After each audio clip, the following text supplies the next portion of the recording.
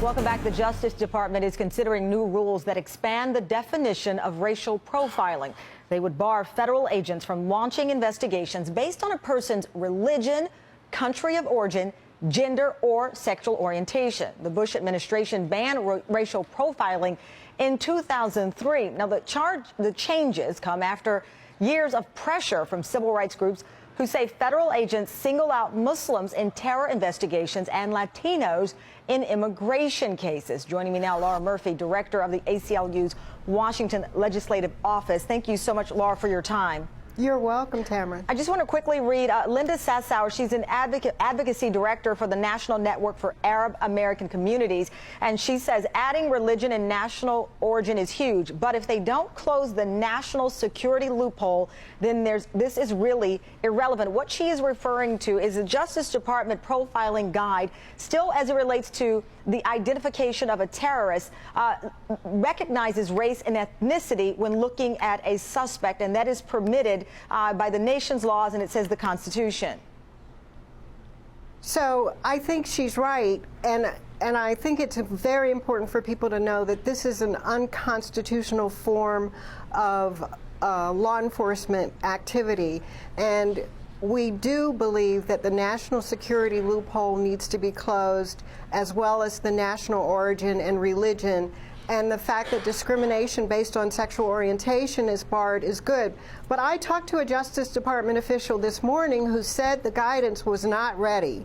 And we are hoping to meet with the Justice Department as soon as possible, because since the 2003 guidance, there have been enormous loopholes exploited by the Border Patrol, by the FBI, and all of these other federal agencies. And also, the ban has not been enforceable. So we're really looking forward to working with the Justice Department to make sure there are no more loopholes left. As pointed out, the Bush administration banned profiling in 2003 based on race. This would extend it to religion, country of origin, gender, and sexual orientation. It is interesting that Eric Holder was meeting with the new mayor of New York, Bill de Blasio. We know that the issue of stop and frisk was one of the reasons some believe he moved ahead of the competition in that race based on his stance against stop and frisk, and even incorporating it within his own personal life, having an African-American wife and 2 children.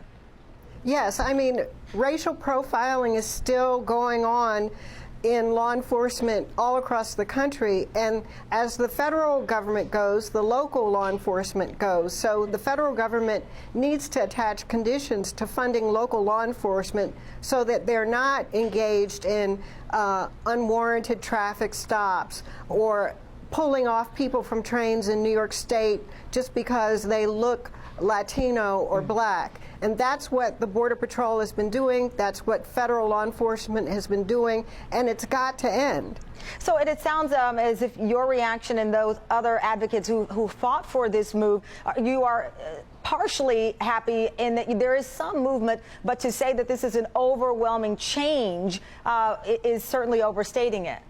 It remains to be seen what the guidance actually says. So we have to see it to believe it. Right.